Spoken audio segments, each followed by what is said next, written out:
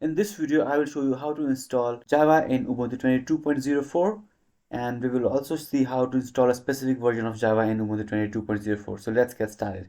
First, let's check our Ubuntu version.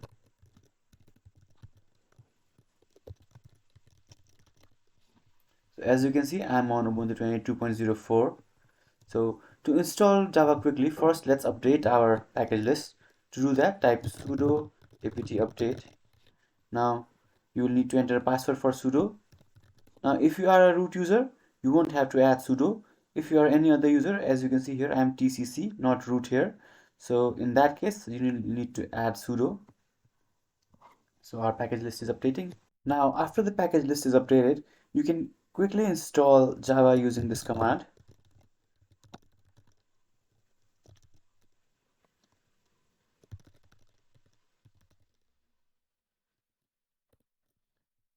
Now, this will install default JDK.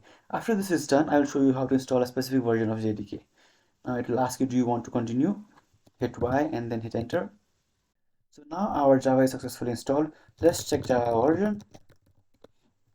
So the default JDK and Java version is 11. So let's see how we can install another version of Java or JDK. So to do that, first check which versions are available. So the command is apt search, type open JDK, then asterisk. So as you can see, we have a bunch of options here: OpenJDK 8, OpenJDK 21, OpenJDK 21 JRE, and if you install this, you'll only be able to run Java, not write in Java. So we will install OpenJDK 21 JDK. So this seems like the latest version. Now copy that and again do this. Go apt install and the latest one, that is OpenJDK 21-JDK. Hit enter again and it will ask you if you want to allow this installation. Hit Y and the installation of JDK 21 has begun. So now we have successfully installed JDK 21. Earlier when we checked our version, it was showing 11, right? So let's check this again, and this time, as you can see, we are on version 21.